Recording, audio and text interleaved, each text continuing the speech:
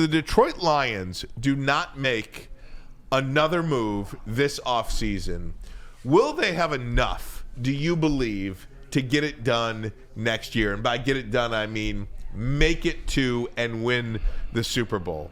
And then this video came out about 15 minutes ago, if you're watching live. Aidan Hutchinson posted this video of him running at the Lions practice facility. Yes. And just take a look at Yes. it. Just take a look at it. Watch it a couple of times because it to me, I think it's progress, obviously, right? Yeah. When you see Aidan Hutchinson running, this is progress. Yes. It doesn't look all that great right now. Right. No. He's not like we running. we know he was capping last week when he said he'd been ready for the Super Bowl. No. Braylon, you stole my thunder. capping. You stole my thunder. Sorry, I'm sorry. No, and I think that's what this video proves. Yeah. For any Lions fan that held out any sort of hope whatsoever that Aidan Hutchinson would have been ready for a Super Bowl if the Lions were in it, I think this video proves that he would have never been playing in that game. Yeah, and I didn't want to poo-poo optimism. Kind of like when that was going out, like one of my biggest stances was I said, I just don't believe he'd be ready. And then I said, I don't think you should. We kept hearing, here comes another month. Here comes another month to move. Now you get to December. Things are looking up. Aidan sends the first cryptic text towards the end of December, right around Christmas. Here comes another one in January. You can't have a compound fracture like that, and I see a team putting an individual in a position to come back. Like, it wasn't going to happen, so I'm glad that, in a way, we didn't have to see, or we didn't have to find out and get forced. When I tore my ACL, like legitimately tore my ACL in December, had the surgery in January, and by the third, maybe fourth month, I'm running full speed, like dynamically, and we're showing people this is the progress, this is the growth. But what you're not showing people is the lateral work. What you're not showing people is still the things that are really wrong with the injury, and you're still coming back from that. So it's great to see him. Here we are in February. There's a long time before the season starts, so he'll get that much more time to be ready because it's going to be a hell of a year in 2025. Good to see. But he wasn't ready for the Super Bowl. No doubt. And I think, look, and I'm glad you made that characterization because, yes, it doesn't look like he is in football shape right now, obviously. No. But it does appear that he is working towards that. Mind you, this is February 17th? Yeah. They don't have to play football for another 7 months, essentially. Look at that video and then show it to me again 7 months from now. I'm sure it's going to be much different. Right. And it doesn't have to be this poo-poo on Aidan Hutchinson video. I'm just saying that he wouldn't have been able to play in the Super Bowl. And I think Dan Campbell, Dan Campbell is as honest to the media as any head coach in the league. And what did Dan Campbell keep saying throughout all of these, Hutchinson, what's the latest on Hutchinson? What's the latest on Hutchinson? Will he be able to play in a Super Bowl? And, he just kept saying, guys, he's out for the year, but if there's one person that could come back, it is Aidan Hutchinson. He was honest from the jump about that. Pete, I want to bring you in as a Lions fan. One of the biggest things what that does, though, Ryan, what that optimism does from Aidan Hutchinson, or what it does from not knocking it down as Dan Campbell. Like, he didn't agree, but he left the door open to your feelings. Is not only as fans, it does it for the players as well. It makes the players in the locker room and Eglin Park like, this guy's working. It keeps the team around, but I think it really does it for fans as well because it gave you guys something to be hopeful for when he had a horrible injury. Well, I agree. I mean, we were all hoping that once the Lions made the Super Bowl that he would be ready for the Super Bowl. But just to get him back healthy and ready to go for 2026, and to make sure that he is healthy and nothing else horrible is going to happen to affect his career. That's what's most important. It's about 2025 now, guys. I mean, that's what we need to be thinking about. As long as he's good to go, I'm happy with the progression. It was a little bit of a Freudian slip there, but I think you're right about that, and it is exactly what Dr. Jeff Pierce said, our WSN Injury Insider, because in all the talk of this Myles Garrett to Detroit stuff, which may be real, maybe it's not. We simply don't know. And by the way, tomorrow in the NFL is tag day, where players could start to get franchise tagged, and we'll talk about that coming up in just a little bit. But, for Aidan Hutchinson, it might be about that 2026 season. At least that's what Dr. Jeff Pierce said. If you think that Aidan Hutchinson is going to come back in the early part of 2025 or in 2025 at all, and play to the level that he was playing at prior to the injury. And by that, we're talking about NFL Defensive Player of the Year type play. We're not talking about just being out there being good. We're not talking about just being a little bit above average. We're talking about being the dominant force, the dominant Defensive Player of the Year award type play. If you're looking for that from Hutchinson, you might want to wait till 2026. And look, he went through a devastating injury. His leg snapped in half. And that is going to take time physically for sure. Yeah. But Braylon, you know as well as anybody, 90% of that injury is going to be mental. When you're out there on the field, the mental wherewithal to have and to come back and play from that injury, that's going to be every bit as important as the physical restrictions that he may face in the 2025 season. Yeah, you got to look at it from this standpoint. You know, year one, Aidan comes into the league, 2021, he gets drafted. He has a pretty good rookie year, 4 interceptions, first time that's ever been done from his position. Has a really good year. Year two, he compounds on that success. He comes out here, he has 12 and a half sacks. That next year starts to take that next step. So now in year three, he has learned the game, learned the speed of the game. He's developed as a player. He's gotten the confidence level down, and he's gotten consistency out of his defensive coordinator, Aaron Glenn. So now he comes into this past season. I'm the guy. Confidence level through the roof. This is going to be the season. Now we saw what happened in the beginning, and now he has a compound fracture. It takes him out early in the season. The mental part of coming back from that, because it's not just coming back from an injury. Now you have to start the process over. Okay, now I got to get healthy enough and get my mental back right. That's what the name of the game is when you come in as a rookie. It's getting the mental right. The physical was there. So now he has to start that process over of getting the mental right. Now it's being comfortable to put my foot in the ground to take on a double team block. Am I going to be okay? Is my ankle going to give out? Like, these are the type of mental things that happen. And then also, it wasn't just a regular injury. Like, he wasn't running a route, or he wasn't, trying to get off the ball and put his foot in the ground and his ACL gave out or his ankle broke. Like, it was a horrific injury that happened on national TV. He has to remember that moment, Ryan. That's PTSD. That's PTSD in that moment. That's watching it live. That's not watching that moment or wherever it is for he and his family. So there's a lot that he'll have to overcome. The one silver lining that you can point out in this is it happened early on in the season, and it is a bone situation. Bones heal a lot better than ligaments do, and the earlier you get hurt, the faster you get back. You see the video, he's already running full speed. Well, he's already running some level of speed that's over 50 vertically, and here we are in February. So he has a long time. But the mental aspect will be the one, and that's why you have the conversations of whoever's going to be on that other side of him to start the season is going to do a lot of work as well, because it's going to take him a second to come back into that mode. You don't just go from defensive player of the year mode to compound fracture to coming back in the offseason. Now you start next season or this season coming up, 2025, right back at that level.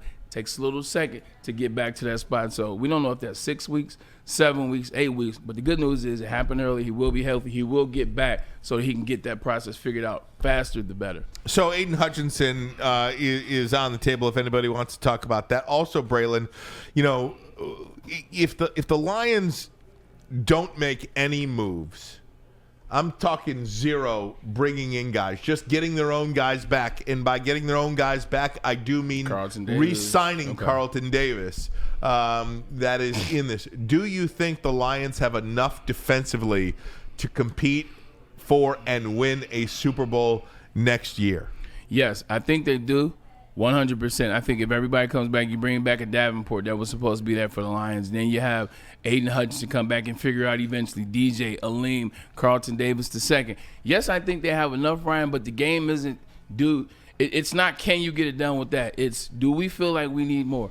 And I think the Lions need more. I'm comfortable that this team, as currently constructed, if they pay the guys that they should, if they pay their talent, yeah, this team can win the Super Bowl. But am I confident to say I think they'll be the Super Bowl frontrunner? No. Am I confident to say that I know they're going to make the Super Bowl? No. Am I confident to say that they're going to win the North? Maybe. Mm-hmm. Like, that's the difference. Can they win? Yes. But adding that extra piece, adding that person to make you be like, okay, the Eagles or teams like that, Ryan, what they do is they go out and they make sure they have more than enough. So it's not about, can you win with this? Yeah, we can win with this, but let's add this player. Let's add this piece. Let's add that piece. So we for sure feel like we can walk into the Super Bowl and leave champs. Like, I think that's where the Lions are. This team, sure, they can win it. Do I believe they are? No. I think it was you that sent it to me. Did you see the expected landing spot for Myles Garrett? 100%. Do you want to share it with the people? The Philadelphia Eagles? What? I talked about it last week. What did I say? I said they got a lot. They got a couple players. Monstars. Brandon Graham's contract is gone. Darius Slay's contract is gone. Mitchell, right in, contract is gone. Milton Williams, Milton one of the Williams, most underrated players on the Eagles defense, 26 years old. He is available as well. 2 sacks in the Super Bowl. That's crazy. I mean, Josh Sweat, he's up. He's 28 years old. Milton Williams, 26 years old. These guys are up. Zach Bond, the linebacker, they're not going to let him go. Nope. But when you talk about the Eagles defense has 3 players in the top 10 of the best 100 free agents of 2025. The Eagles defense has 3 of them. Let me ask you a in question. the top 10. Why is it that here's a good one, because I posted a comment to one of our posts on Woodward Sports. We were talking about Jared Goff. It was just the Lions fan base as a whole. Here's a good one. Why is it that the Philadelphia Eagles, who just won a Super Bowl, who have this amazing team, why are they trying to rework their deal to get Myles Garrett? Let that sink in, Ryan. The Philadelphia Eagles are the current Super Bowl champs in your conference, and they are trying to rework their team to potentially land Myles Garrett. And you guys are telling me, oh, we don't want to mess up how we've been doing it. Right. Oh, no, we don't want to do it that way. Now, we like the way Brad Holmes and Dan Campbell have built it thus far. The Philadelphia Eagles and Howie Roseman. But you mean to tell me you can't do that? That's doing too much? These are the kind of conversations that I want to have in this offseason before we get to the draft, because if they are Super Bowl winning and they're going after Myles Garrett, or they're trying to it lets you know you can never be comfortable with what you have, because each year it gets harder. Each year it gets tougher. What do you know about Kelvin Shepherd? And he has been an understudy for Aaron Glenn since day one, and I think he is going to bring his own personality to this defense. But I think it is imperative to get a guy like Carlton Davis back. I think you are, for Kelvin Shepherd, I think it's important that you take care of absolutely one side of the field, and Carlton Davis can do that. We still don't know truly what Terrion Arnold is. We think he's going to be a good player. We don't know that. Yeah. We know Carlton Davis is a good player. We think, actually, I don't even know if we even think about anything about Ennis Rakestraw, because we haven't seen him on the field. Yeah. We truly don't know about anybody else back there that can give you what Carlton Davis can. He is absolutely a necessity to re-sign, is he not? Yeah, he's definitely a necessity to re-sign. He had a forearm injury. It's not it was forearm, correct? Yes. Yeah, he had a forearm injury. It's not lower extremity. It's not leg. It's not knee. It's not ankle. Forearms, and he's in the secondary. He'll be fine coming up with this season. Yeah, he showed you that you could depend on him. He didn't mind talking that talk to the number one receivers. He's a top cover guy. 100%. He's top, certainly for the Lions. He's at least top 12. Yeah. And as I look at the stats, maybe he climbs higher, but he's a guy that didn't mind talking stuff to that number one receiver, didn't mind matching up with that number one receiver, a lot of pressure put on him, made plays, when the call. Look, he was a little aggressive. He got some penalties, but so what? Name me the great DB, or name me the really good DB that's not aggressive and doesn't collect the penalty here or there. I played with Richard Sherman.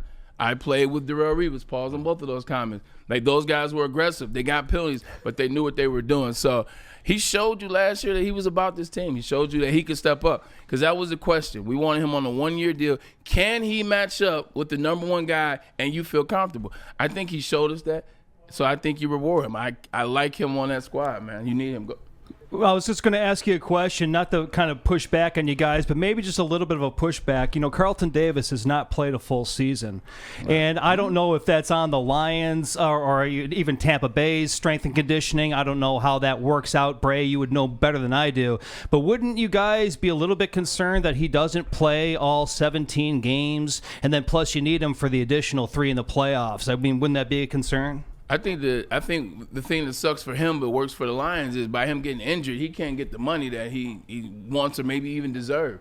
Like, he got hurt, he broke his forearm during the season. He can't now come here and try to, whatever his ceiling was before the season. Now he has to drop that ceiling because he has to realize that he did get injured. He got injured in a major part of the season. So if somebody's going to commit to him long term, he's going to have to take a hit as it relates to that per year. So he came back from the forearm though and played. It was the jaw that he hurt late. That's right. You know what I mean? Yeah. It was the jaw that he came back and hurt late. He's aggressive. I will say this. I think that I understand your point about not being able to play a full injury, but it's not a ligament, it's not a knee, it's not something that happened to his legs, his bottom half, a pause. If that was the case, then I think maybe you get concerned about it. But when you're talking about a jaw or you're talking about a forearm that he came back from and played with, I think that injury is kind of one of those freak things that you put off to the side and don't consider.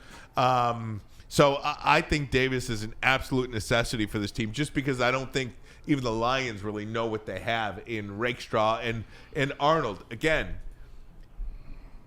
Arnold is better with Davis than without Davis. Because he doesn't have to go against number one. He can match up against number 2. Like with the Carlton Davis situation, Pete, you bring up a good point. Excuse me for blanking on the fractured jaw.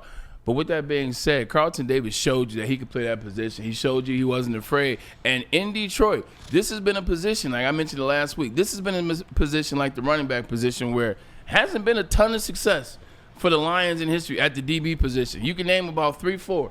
Dre Blyde, Darius Slay. After that, it starts to get hairy. And he showed us last year that I don't mind going to number 1 and having success against the number 1. So as a GM, Brad Holmes, I can't just look at that and say, but he hasn't finished season. I have to look at that and say, nah, when he was out there on that field, we didn't worry about who he was covering. Like, that's a really good feeling to have, especially as you're trying to work out this defensive line. So I'm with Ryan. I'm aligned in this. I like Carlton Davis. It took this season for me to really see if I was going to like him for the Lions. But is there a way the Lions can protect him then, because of the importance that he has on the field, to make sure that he is available for those 3 extra games when the postseason comes? That he can the Lions' strength and conditioning change, like a off-season program for him to keep him healthier?